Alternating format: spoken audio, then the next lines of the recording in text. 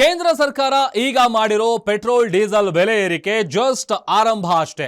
ಇಂತಹ ದರ ಏರಿಕೆ ಸುದ್ದಿಗಳು ಇನ್ನು ಮುಂದೆ ಬರ್ತಾನೆ ಇರುತ್ತೆ. ರೇಟ್ ಜಾಸ್ತಿ ಆಯ್ತಂತೆ, ಇವರು ಜಾಸ್ತಿ ಮಾಡಿದ್ರಂತೆ, ಒಂದಕ್ಕೊಂದು ಚೈನ್ ಲಿಂಕ್ ಆಗಿ ಹೆಂಗೆಲ್ಲ ರೇಟು ದುಬಾರಿ ಆಗತ್ತೆ ಅಂದ್ರೆ ಬದುಕೋಕೆ ಆಗಲ್ಲ. ಹೋಗ್ಲಿ, ಈಗ ರೇಟ್ ಜಾಸ್ತಿ ಮಾಡಿದಾರಲ್ಲ, ಈ ಒಂದು ಲೀಟರ್ ಪೆಟ್ರೋಲಿಗೆ ಖರ್ಚು ಮಾಡ್ತಾ ಇರೋದು ಎಷ್ಟು? ಇಂತಹ ಲೆಕ್ಕಗಳೇ ಇವತ್ತಿನ ಗ್ಯಾರಂಟಿ ಸ್ಪೆಷಲ್ ಬೆಲೆ ಏರಿಕೆ ಪ್ರಳಯ. ನಾನು ಪ್ರಭುದೇವ್.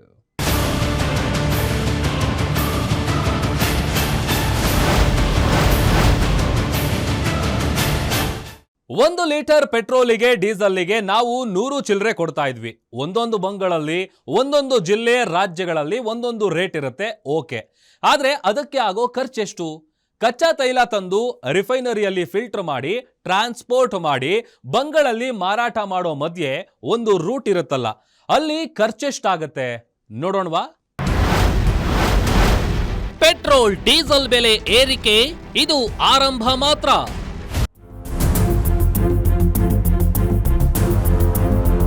₹94.9 ಡೀಸೆಲ್ ಇದ್ರೆ ₹106.22 ಪೆಟ್ರೋಲ್ ಇರುವಂತದ್ದು. ಮತ್ತೆ ಮತ್ತೆ ಏರಲಿದೆ ತೈಲ ಬೆಲೆ, ಅಂಡರ್ ರಿಕವರಿ ಲೆಕ್ಕ ಪಕ್ಕ.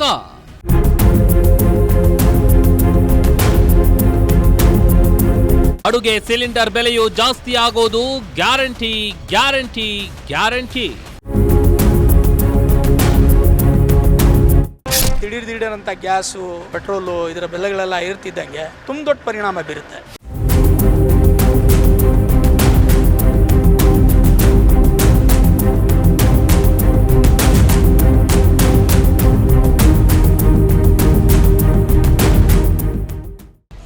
ಇದು ಅನಿರೀಕ್ಷಿತ ಅಲ್ಲ, ಆಕಸ್ಮಿಕ ಅಲ್ಲ, ಆಘಾತವೂ ಅಲ್ಲ. ಇದೆಲ್ಲ ಆಲ್ ಆಫ್ ದಿ ಸಡನ್ ಆಗಿದ್ದಂತೂ ಅಲ್ಲ. ಇಂಥದ್ದೊಂದು ನಿರೀಕ್ಷೆ ಇದ್ದೇ ಇತ್ತು, ಈಗ ಜಾರಿಗೆ ಬಂದಿದೆ. ಇದರಲ್ಲಿ ವಿಶೇಷತೆ ಏನಂದ್ರೆ, ಈಗ ಆಗಿರೋ ಪೆಟ್ರೋಲ್ ಡೀಸೆಲ್ ದರ ಏರಿಕೆ 2022ರ ಬಳಿಕ ಮೊದಲ ಏರಿಕೆ.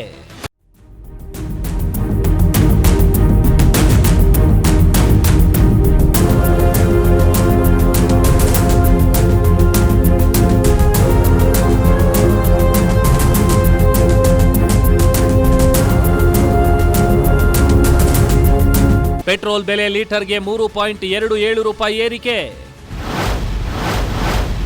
ಡೀಸೆಲ್ ಬೆಲೆ ಲೀಟರ್ಗೆ ₹3.12 ಏರಿಕೆ. ಇದು ದೇಶಾದ್ಯಂತ ಆಗಿರೋ ಪೆಟ್ರೋಲ್ ಡೀಸೆಲ್ ದರ ಏರಿಕೆ. ಬೆಂಗಳೂರಲ್ಲಿ ಗುರುವಾರ ₹102.90 ಇದ್ದ ಪೆಟ್ರೋಲ್ ರೇಟ್ ಈಗ ₹106.17. ಡೀಸೆಲ್ಲು ₹90.98 ಇದ್ದದ್ದು ₹94.10 ಏರಿಕೆಯಾಗಿದೆ. ವೀಕ್ಷಕರೇ, ಇದು ಮತ್ತಷ್ಟು ಇನ್ನಷ್ಟು ಏರಿಕೆ ಆಗಬಹುದು. ಯಾಕಂದ್ರೆ ₹3 ದರ ಏರಿಕೆಯಿಂದ ಕಂಪನಿಗಳಿಗೆ ಯಾವ ರೀತಿಯಲ್ಲೂ ಉಪಯೋಗ ಆಗಲ್ಲ.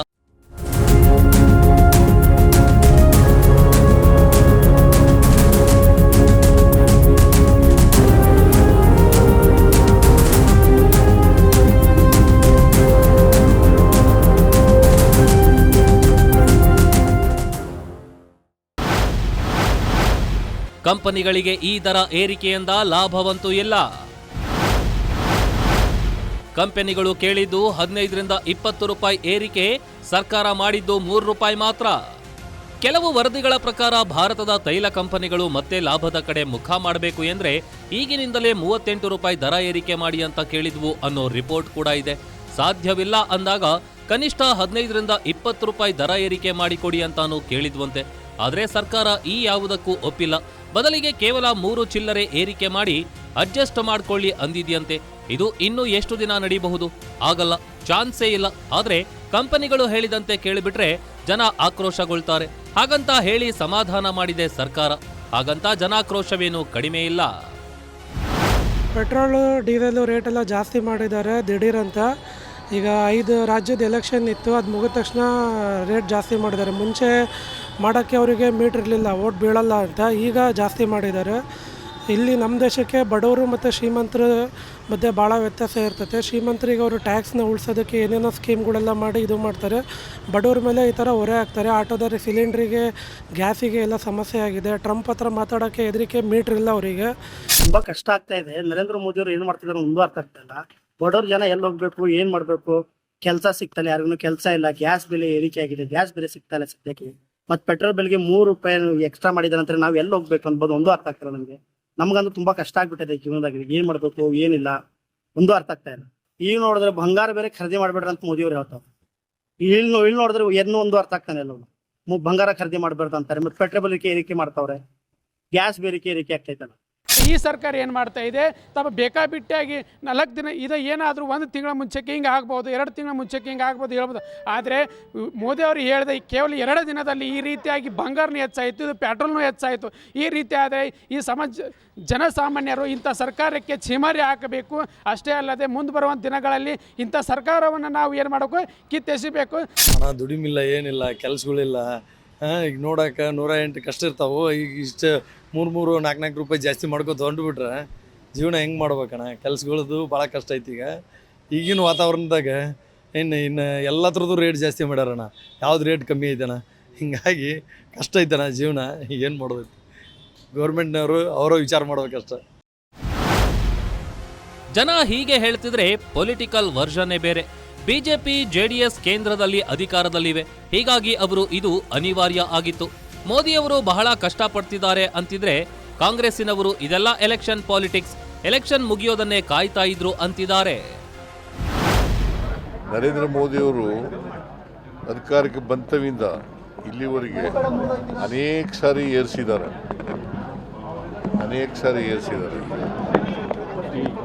ಈಗಲೂ ಕೂಡ ಏರಿಸ್ತಾರೆ ಅಂತಕ್ಕಂಥದ್ದು ಗೊತ್ತಿತ್ತು, ನಮಗೆ ಎಕ್ಸ್ಪೆಕ್ಟೇಷನ್ ಇತ್ತು, ಏರಿಸಿದ್ದಾರೆ. ಅಲ್ಟಿಮೇಟ್ಲಿ ಡೀಸೆಲು ಪೆಟ್ರೋಲ್ ದರ ಏರಿಸೋದು ಇದೆಯಲ್ಲ, ಇದು ಜನರ ಜೀವನದ ಮೇಲೆ ಭಾಳ ಪರಿಣಾಮ ಬೀರ್ತದೆ. ಪೆಟ್ರೋಲು ಡೀಸೆಲ್ಲು ಬೆಲೆ ಇದು ಮೋದಿಯವರ ಕೊಡುಗೆ. ಇಂಟರ್ನ್ಯಾಷನಲ್ ರಿಲೇಶನ್ಶಿಪ್ ಅಲ್ಲಿ ಪಕ್ಕದ ದೇಶಗಳಲ್ಲಿ ಯಾರ ಜೊತೆ ಕೂಡ ಸಂಬಂಧವನ್ನ ಉಳಿಸ್ಕೊಳ್ಳಿಲ್ಲ. ಈಗ ಅವರು ಮಿತಿಯಾಗಿ ಪೆಟ್ರೋಲ್ ಬೆಳೆಸಿ ಚಿನ್ನ ತಗೋಬೇಡಿ, ಅಡುಗೆ ಎಣ್ಣೆ ಹಾಕೋಬೇಡಿ, ಅವೆಲ್ಲ ಯಾರು ಎಲ್ಲಿ ಕಡಿಮೆ ಮಾಡ್ತಾರೆ? ಯಾವ ಅಡುಗೆ ಎಣ್ಣೆ ನಾವು ನಿಲ್ಸಕ್ಕಾಗ್ತದೆ? ಇದು ಇವತ್ತೇನು ಈ ಚಾಳಿ ಬಿ ಜೆ ಪಿಯವ್ರದ್ದು ಇದೇನು ಹೊಸದೇನಲ್ಲ. ಭಾಳ ಹಿಂದೆಯಿಂದ ಕೂಡ ಚುನಾವಣೆ ಮುಗಿಯೋವರೆಗೂ ಗಿಲಿಟ್ ಮಾತಾಡ್ತಾರೆ. ಚುನಾವಣೆ ಮುಗಿದ ತಕ್ಷಣ ಬೆಲೆ ಏರಿಸ್ತಾರೆ.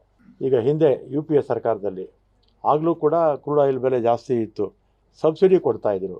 ಸಬ್ಸಿಡಿ ಕೊಟ್ಟು ಡೀಸೆಲು, ಪೆಟ್ರೋಲು, ಗ್ಯಾಸು, ಅದೇ ರೀತಿ ರೈತರ ಒಂದು ಗೊಬ್ಬರ ಎಲ್ಲ ಸಬ್ಸಿಡಿ ಕೊಟ್ಟು ಮಾಡೋರು. ಇವ್ರು ಬಂದರು, ಎಲ್ಲ ಸಬ್ಸಿಡಿ ತೆಗೆದುಹಾಕಿದ್ರು. ಇವತ್ತು ಸ್ವಲ್ಪ ಜಾಸ್ತಿ ಆಗಿರ್ಬೋದು, ಯಾಕಂದರೆ ವಾರ ಆಗಿದೆ, ಅದರ ಬಗ್ಗೆ ಒಪ್ಪಣೆ ಇಲ್ಲ ಅಂತಲ್ಲ.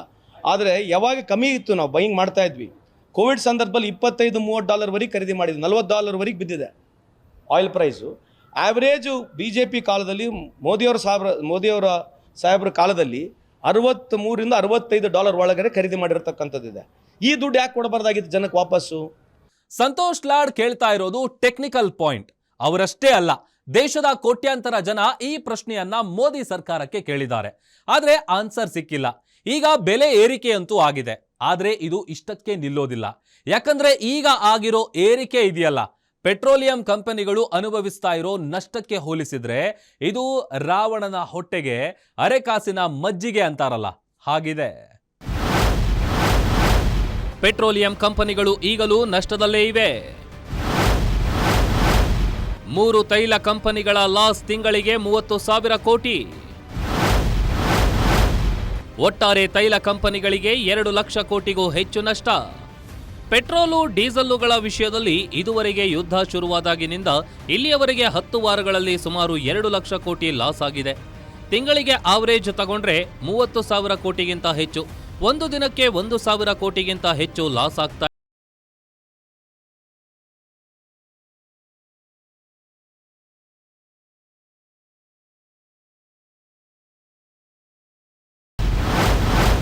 ಪೆಟ್ರೋಲ್ ಪ್ರತಿ ಲೀಟರ್ಗೆ 14 ರೂಪಾಯಿ ನಷ್ಟ. ಡೀಸೆಲ್ ಪ್ರತಿ ಲೀಟರ್ಗೆ 25 ರೂಪಾಯಿ ನಷ್ಟ.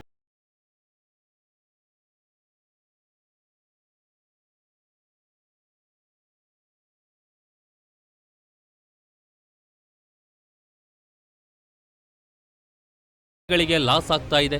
ಈಗಲೂ ಪೆಟ್ರೋಲಿಯಂ ಕಂಪನಿಗಳು ಅಂಡರ್ ರಿಕವರಿ ರೇಂಜ್ನಲ್ಲೇ ಇವೆ ಅಂತಿದ್ದಾರೆ.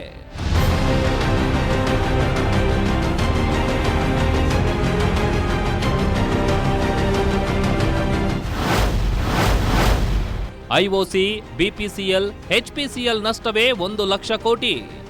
ಸರ್ಕಾರವು ಪೆಟ್ರೋಲ್ ಮತ್ತು ಡೀಸೆಲ್ ಮೇಲಿನ ವಿಶೇಷ ಅಬಕಾರಿ ಸುಂಕವನ್ನ ಲೀಟರ್ಗೆ 10 ರೂಪಾಯಿ ಕಡಿಮೆ ಮಾಡಿತ್ತು. ಪೆಟ್ರೋಲ್ ಮೇಲೆ ಹಾಕಿದ್ದ ಸ್ಪೆಷಲ್ ಎಕ್ಸೈಸ್ ಡ್ಯೂಟಿ ತೆರಿಗೆಯನ್ನ 13 ರಿಂದ 3 ರೂಪಾಯಿಗೆ ಇಳಿಸಿದ್ರೆ ಡೀಸೆಲ್ ಮೇಲೆ ಹಾಕಿದ್ದ ಸ್ಪೆಷಲ್ ಎಕ್ಸೈಸ್ ಡ್ಯೂಟಿಯನ್ನ 0 ಮಾಡಿತ್ತು. ಆದರೂ ಪೂರ್ಣ ನಷ್ಟ ತುಂಬಿಲ್ಲ. ಇನ್ನು ಪ್ರತಿದಿನ ನಷ್ಟ ಆಗ್ತಾನೇ ಇದೆ.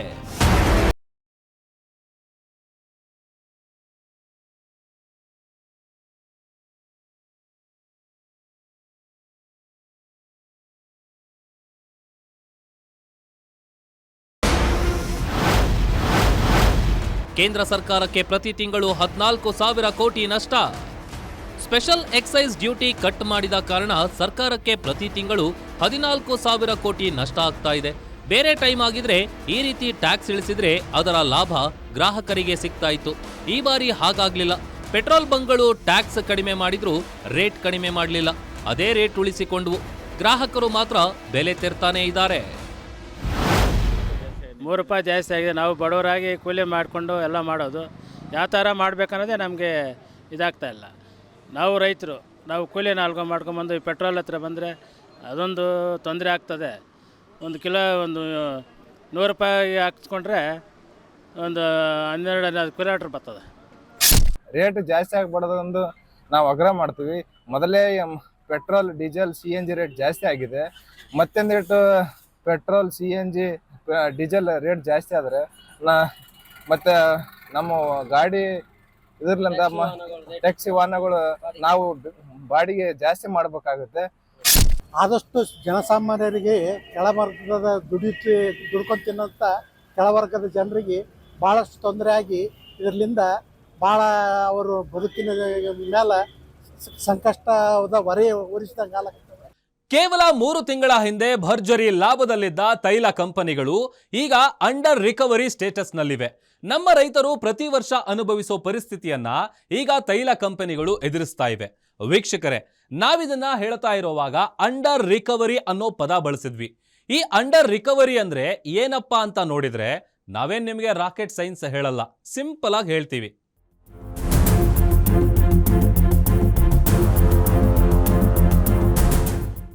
ಅಂಡರ್ ರಿಕವರಿ ಅಂದ್ರೆ ಉತ್ಪಾದನಾ ವೆಚ್ಚಕ್ಕಿಂತ ಕಡಿಮೆ ದರದಲ್ಲಿ ಮಾರಾಟ ಮಾಡೋದು, ಲಾಭವೇ ಬರದ ಪರಿಸ್ಥಿತಿಗೆ ಹೋಗೋದು, ಲಾಭ ಇರ್ಲಿ ನಷ್ಟ ಆಗೋ ಪರಿಸ್ಥಿತಿಯಲ್ಲಿರೋದು. ಇಷ್ಟಕ್ಕೂ ಈಗ ಆಗ್ತಿರೋದು ಏನಂದ್ರೆ ಕಚ್ಚಾ ತೈಲ plus refining plus freight plus insurance 70 ರಿಂದ 90 ರೂಪಾಯಿ, OMC ಮಾರ್ಜಿನ್ ಪ್ಲಸ್ ಲಾಜಿಸ್ಟಿಕ್ಸ್ 3 ರಿಂದ 6 ರೂಪಾಯಿ, ಡೀಲರ್ ಕಮಿಷನ್ 4 ರಿಂದ 5 ರೂಪಾಯಿ. ಸೆಂಟ್ರಲ್ ಎಕ್ಸೈಸ್ ಡ್ಯೂಟಿ ಕಡಿತದ ನಂತರ ಪೆಟ್ರೋಲ್ 3 ರೂಪಾಯಿ, ಡೀಸೆಲ್ 0. ರಾಜ್ಯ ವ್ಯಾಟ್ ತೆರಿಗೆ, ಡೀಸೆಲ್ 29%, ಪೆಟ್ರೋಲ್ 21%. ಒಟ್ಟು ವೆಚ್ಚ ಪೆಟ್ರೋಲ್ 130 ರೂಪಾಯಿ, ಡೀಸೆಲ್ 140 ರೂಪಾಯಿ. ಮಾರಾಟದ ದರ ಪೆಟ್ರೋಲ್ 106 ರೂಪಾಯಿ, ಡೀಸೆಲ್ 99 ರೂಪಾಯಿ.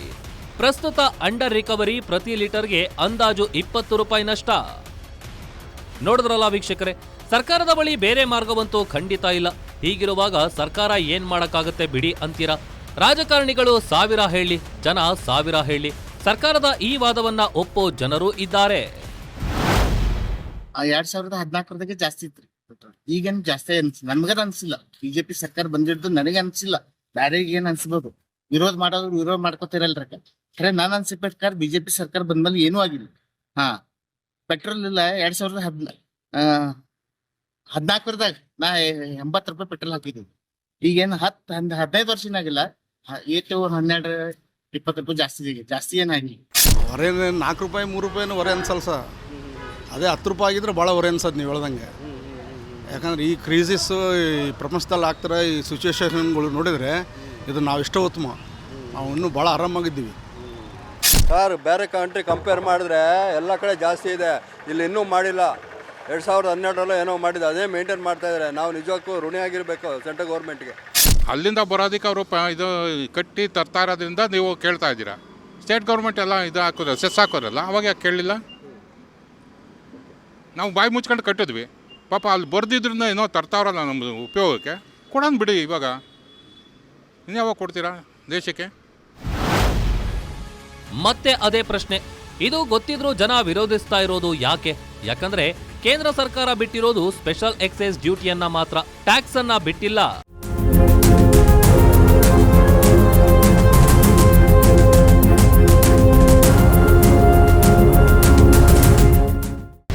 ಪೆಟ್ರೋಲ್ ಡೀಸೆಲ್ ತೆರಿಗೆ ಲೆಕ್ಕಾಚಾರ.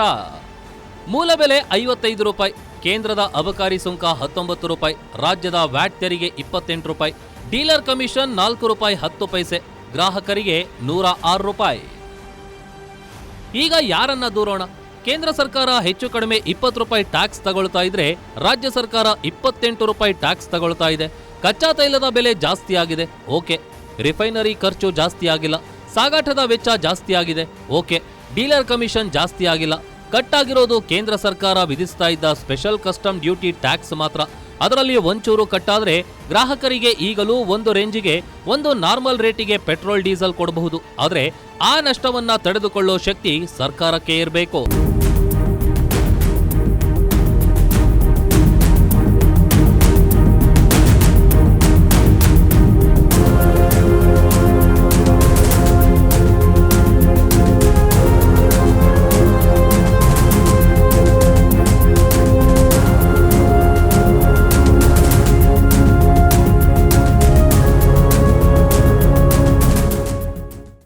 ಪೆಟ್ರೋಲ್ ಡೀಸೆಲ್ ಅಷ್ಟೇ ಅಲ್ಲ, ಗ್ಯಾಸ್ ಕೂಡ ದುಬಾರಿ ಆಗೋದು ಗ್ಯಾರಂಟಿ. 140 ರೂಪಾಯಿ ಖರ್ಚು ಮಾಡಿ 106 ರೂಪಾಯಿಗೆ ಕೊಟ್ರೆ ಲಾಸ್ ಆಗೋದು ಗ್ಯಾರಂಟಿ. ಹಾಗಂತ ಇದಕ್ಕೆಲ್ಲ ಪರಿಹಾರನೇ ಇಲ್ವಾ? UPA ಮಾಡೆಲ್ ಫಾಲೋ ಮಾಡಬಹುದಾ? ಅಂದ್ರೆ ಮನಮೋಹನ್ ಸಿಂಗ್ ಸರ್ಕಾರ ಇದ್ದಾಗ ಮಾಡಿದ್ದ ಆಯಿಲ್ ಬಾಂಡ್ಸ್ ಲೆಕ್ಕಾಚಾರವನ್ನ ಮತ್ತೆ ತಂದ್ರೆ ಈ ಪ್ರಾಬ್ಲಮ್ಗೆ ಪರಿಹಾರ ಸಿಗತ್ತಾ? ಅದನ್ನೆಲ್ಲ ಡೀಟೇಲ್ ಆಗಿ ನೋಡೋಣ.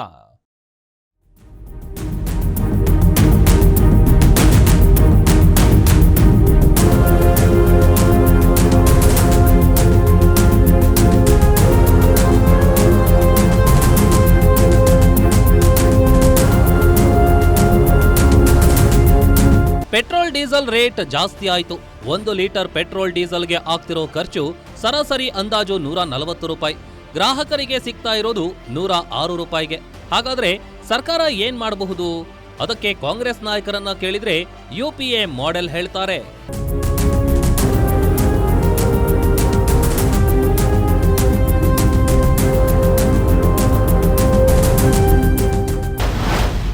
UPA ಮಾಡೆಲ್ನಲ್ಲಿ ದರ ನಿಯಂತ್ರಣ ಸಾಧ್ಯವೇ? ಅವಾಗ ಕೇಂದ್ರದಲ್ಲಿ ನರೇಂದ್ರ ಮೋದಿ ಅವ್ರ ಸರ್ಕಾರ ಇರಲಾಗ ನಾವು 2004ರಿಂದ 14ವರೆಗೆ ಮನಮೋಹನ್ ಸಿಂಗ್ ಸಾಹೇಬರು ಸುಮಾರು 10 ಲಕ್ಷಕ್ಕೂ ಹೆಚ್ಚು ಸಬ್ಸಿಡಿ ಕೊಟ್ಟರು. ಇವರು ಸಬ್ಸಿಡಿ ಕೊಡಲಿಲ್ಲ. ನಮ್ಮ ಕಾಲದಲ್ಲಿ ಎಲ್ಲ ರಿಲಯನ್ಸ್ ಬಂಕ್ಗಳು ಮುಚ್ಕೊಂಡು ಹೋಗ್ಬಿಟ್ಟಿದ್ದು. ಇವ್ರು ಬಂದಮೇಲೆ ರಿಲಯನ್ಸ್ ಬಂಕ್ಗಳು ಯಾಕೆ ನಡೀತಾ ಇದ್ದಾವೆ ಅಂತಂದರೆ ಸಬ್ಸಿಡಿ ಕೊಡ್ತಾ ಇಲ್ಲ. ಸಬ್ಸಿಡಿ ಕೊಟ್ಟರೆ ಬಡವ್ರಿಗೆ ಅನುಕೂಲ ಆಗುತ್ತೆ. ಇವತ್ತು ರಿಲಯನ್ಸ್ ಬಂಕು, ಅದಾನಿ ಕಂಪ್ನಿಗಳು ಲಕ್ಷಾಂತರ ಕೋಟಿ ಪ್ರಾಫಿಟ್ ಮಾಡಿರ್ತಕ್ಕಂಥದ್ದು. ಕೇಂದ್ರ ಸರ್ಕಾರ ಕಮ್ಮಿ ಇಂಪೋರ್ಟ್ ಮಾಡ್ತಾ ಇದೆ, ಪ್ರೈವೇಟ್ ಕಂಪ್ನೀಸ್ಗಳು ಜಾಸ್ತಿ ಇಂಪೋರ್ಟ್ ಮಾಡ್ತಾ ಇದ್ದಾವೆ. ಸಬ್ಸಿಡೈಸ್ ಪ್ರೈಸ್ನಲ್ಲಿ ಬಂದಿರತಕ್ಕಂಥ ಖರೀದಿ ಮಾಡಿರ್ತಕ್ಕಂಥ ದುಡ್ಡು ಸಾರ್ವಜನಿಕರಿಗೂ ಕೊಡಲಿಲ್ಲ, ಭಾರತ ಸರ್ಕಾರ ಉಪಯೋಗಿಸ್ಕೊಳ್ತು. ಅದ್ರ ಜೊತೆಗೆ ಪ್ರೈವೇಟ್ ಕಂಪ್ನೀಸ್ಗಳು ಭಾಳ ದೊಡ್ಡ ಪ್ರಮಾಣ ಪ್ರಾಫಿಟ್ ಮಾಡ್ತು. ಸೊ ಇವತ್ತು ನೀವು ಕೇಳಿ, ಬೈಯಿಂಗ್ ಪ್ರೈಸ್ ನಿಮ್ದು ಆ್ಯಾವ್ರೇಜ್ ಎಷ್ಟಿದೆ, ನೀವು ಯಾಕೆ ಜಾಸ್ತಿ ಸಬ್ಸಿಡಿ ಕೊಡ್ತಾ ಇಲ್ಲ? ಸಬ್ಸಿಡಿ ಜಾಸ್ತಿ ಕೊಡಬೇಕಂತಕ್ಕಂಥದ್ದು ನಮ್ಮ ವಾದ ಇದೆ. ಹೌದು, ತಾತ್ಕಾಲಿಕವಾಗಿ ವಾರ ಆಗಿತ್ತು, ವಾರದಿಂದ ಜಾಸ್ತಿ ಆಗಿದೆ. ಈಗ ಹಿಂದೆ UPA ಸರ್ಕಾರದಲ್ಲಿ ಆಗಲೂ ಕೂಡ ಕ್ರೂಡ್ ಆಯಿಲ್ ಬೆಲೆ ಜಾಸ್ತಿ ಇತ್ತು, ಸಬ್ಸಿಡಿ ಕೊಡ್ತಾಯಿದ್ರು. ಸಬ್ಸಿಡಿ ಕೊಟ್ಟು ಡೀಸೆಲು, ಪೆಟ್ರೋಲು, ಗ್ಯಾಸು, ಅದೇ ರೀತಿ ರೈತರ ಒಂದು ಗೊಬ್ಬರ ಎಲ್ಲ ಸಬ್ಸಿಡಿ ಕೊಟ್ಟು ಮಾಡೋರು. ಇವ್ರು ಬಂದರು, ಎಲ್ಲ ಸಬ್ಸಿಡಿ ತೆಗೆದುಹಾಕಿದ್ರು. ಮತ್ತು ಏನು ಕನ್ಸ್ಯೂಮರ್ಗೆ ಸಿಗಬೇಕೋ ಅದೆಲ್ಲ ಸರ್ಕಾರನೇ ತಗೊಳ್ತಾ ಇದೆ. ಆದ್ದರಿಂದ ಸಹಜವಾಗಿ ಜನಕ್ಕೆ ಏನಾಗುತ್ತೆ, ಹೊರೆ ಆಗ್ತಾ ಇದೆ. ಸಬ್ಸಿಡಿ ಕೊಡೋದ್ರಿಂದ ಗ್ರಾಹಕರಿಗೆ ಹೊರೆ ಕಡಿಮೆ ಮಾಡಬಹುದಾ? ಇದು ಈಗಿನ ಪ್ರಶ್ನೆ. ವೀಕ್ಷಕರೇ, ಹಿಂದಿನ UPA ಸರ್ಕಾರದಲ್ಲಿ ಇನ್ನೂ ಒಂದು ಮಾಡೆಲ್ ಇತ್ತು, ಅದು ಬಾಂಡ್, ಆಯಿಲ್ ಬಾಂಡ್. ಅದು ಮನಮೋಹನ್ ಸಿಂಗ್ ಸರ್ಕಾರ 2005ರಿಂದ 2014ರವರೆಗೆ ಆಯಿಲ್ ಬಾಂಡ್ಸ್ ಕೊಟ್ಟಿತ್ತು. ಆ ಮೂಲಕ ಬೆಲೆ ನಿಯಂತ್ರಿಸುವ ಸಾಹಸ ಮಾಡಿತ್ತು.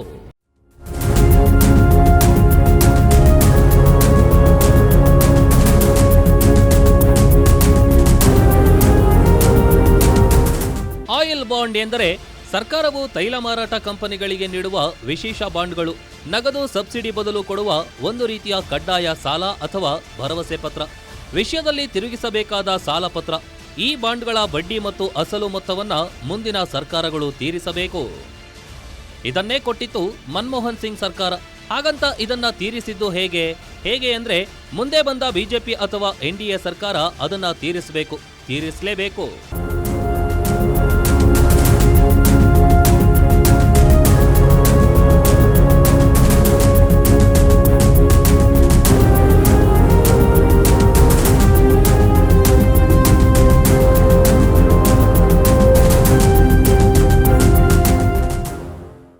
ಮನಮೋಹನ್ ಸಿಂಗ್ ಆಯಿಲ್ಸ್ ಬಾಂಡ್ಸ್ ಮೌಲ್ಯ 1.53 ಲಕ್ಷ ಕೋಟಿ.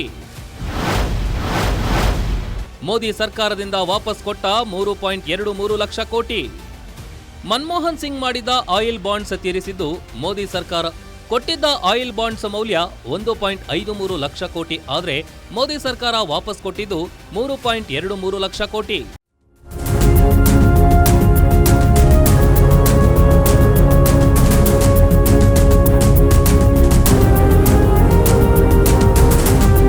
ಗೊತ್ತಾಯ್ತಲ್ಲ, ಆಯಿಲ್ ಬಾಂಡ್ಸ್ ಅಂದ್ರೆ ಏನು ಅಂತ. ನಾವು ಬ್ಯಾಂಕ್ನಲ್ಲಿ ಹೋಮ್ ಲೋನ್ ಅಥವಾ ಪರ್ಸನಲ್ ಲೋನ್ ತಗೊಂಡು ಕಟ್ತೀವಲ್ಲ, ಹಾಗೆ UPA ಸರ್ಕಾರ ಆಯಿಲ್ ಕಂಪನಿಗಳಿಂದ ಸಾಲ ತಗೊಂಡಿತ್ತು. ಆಮೇಲೆ ಅದನ್ನ EMI ಲೆಕ್ಕದಲ್ಲಿ ಬಡ್ಡಿ ಚಕ್ರಬಡ್ಡಿ ಸಮೇತ ವಾಪಸ್ ಕೊಡ್ತು. ಅಂದ್ರೆ ಬಾಂಡ್ ಪೇಪರ್ ಕೊಟ್ಟು ಅದನ್ನ ಬಡ್ಡಿ ಸಮೇತ ಕೊಡೋದು. ಸಿಂಪಲ್ ಆಗಿ ಹೇಳ್ಬೇಕಂದ್ರೆ ಪೋಸ್ಟ್ ಪೋನ್ ಮಾಡೋದು. ಇದನ್ನ ಮತ್ತೆ ಜಾರಿಗೆ ತರೋದು ಒಳ್ಳೇದಾ ಗೊತ್ತಿಲ್ಲ. ವೀಕ್ಷಕರೇ, ಈಗಿನ ಬೆಲೆ ಏರಿಕೆ ಕೇವಲ ಪೆಟ್ರೋಲ್ ಡೀಸೆಲ್ ಅಷ್ಟೇ ಅಲ್ಲ, ಮನೆಗಳಲ್ಲಿ ಬಳಕೆ ಮಾಡೋ ಸಿಲಿಂಡರ್ಗಳಿಗೂ ಕಾದಿದೆ. ಗೃಹ ಬಳಕೆ ಸಿಲಿಂಡರ್ ಬೆಲೆ ಕೂಡ ಜಾಸ್ತಿ ಆಗತ್ತಾ? ಗೃಹ ಬಳಕೆಗೆ ಬಳಸ್ತಾ ಇರೋದು 14.2 kgಯ LPG ಸಿಲಿಂಡರ್. ಸದ್ಯಕ್ಕೆ ಇದು ದುಬಾರಿಯಾಗಿಲ್ಲ, ಆದರೆ ಆಗೋ ಚಾನ್ಸ್ ಅಂತೂ ಖಂಡಿತ ಇದೆ.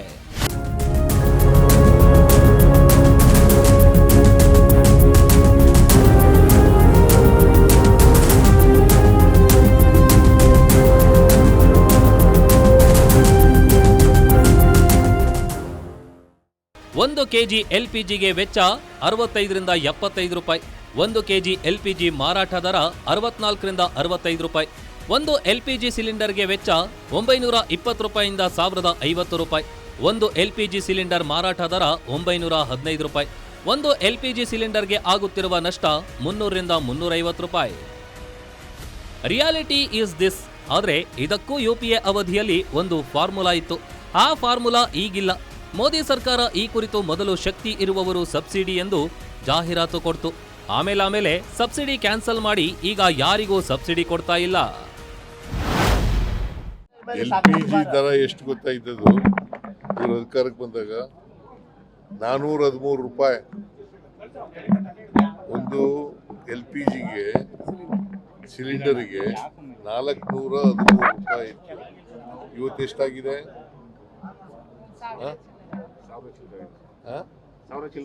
ಇದರಿಂದ ಬೆಲೆ ಏರಿಕೆ, ಬೇರೆ ಪದಾರ್ಥಗಳು, ಆಹಾರ ಪದಾರ್ಥಗಳು ಇದಾವಲ್ಲ, ಅದ್ರ ಬೆಲೆ ಏರಿಕೆನೂ ಕೂಡ ಹೆಚ್ಚಾಗ್ತದೆ. ಈಗಾಗಲೇ ಸಿಗ್ತಾ ಇಲ್ಲ. ಇದ್ರ ಜೊತೆಗೆ ಬೆಲೆ ಏರಿಕೆ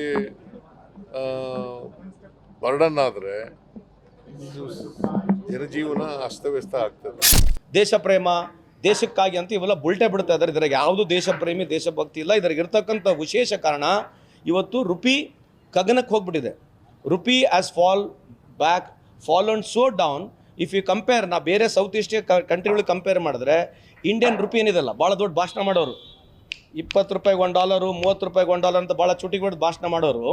ಇದೇ ಹೇಳಿದ್ರು ಈ ದೇಶದಲ್ಲಿ. ಪ್ರಧಾನಮಂತ್ರಿಯವರು ಮೊದಲನೇ ಬಾರಿ ಮೋದಿ ಸಾಹೇಬರು ಪ್ರಧಾನಮಂತ್ರಿ ಆದರೆ 20 ರೂಪಾಯಿ, ಮತ್ತು ಎರಡನೇ ಸಲ ಆದರೆ 30 ರೂಪಾಯಿ, ಮೂರನೇ ಸಲ ಆದರೆ 40 ರೂಪಾಯಿ ಅಂತಂದ್ರೆ ಈಗ ಆಲ್ರೆಡಿ 100 ರೂಪಾಯಿಗೆ ಮುಟ್ಟಕ್ಕೆ ಬಂದ್ಬಿಟ್ಟಿದ್ದೀವಿ ನಾವು. ಯಾಕಂದರೆ rupee in the world market has fallen very bad.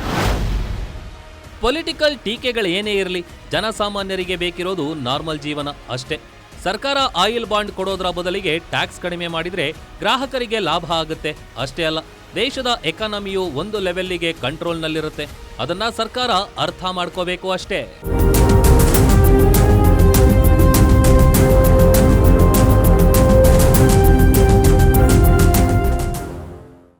ಒಟ್ನಲ್ಲಿ ಏನೇ ಮಾಡಕ್ ಹೋದ್ರೂ ಕಷ್ಟ ತಪ್ಪಿದ್ದಂತೂ ಅಲ್ಲ.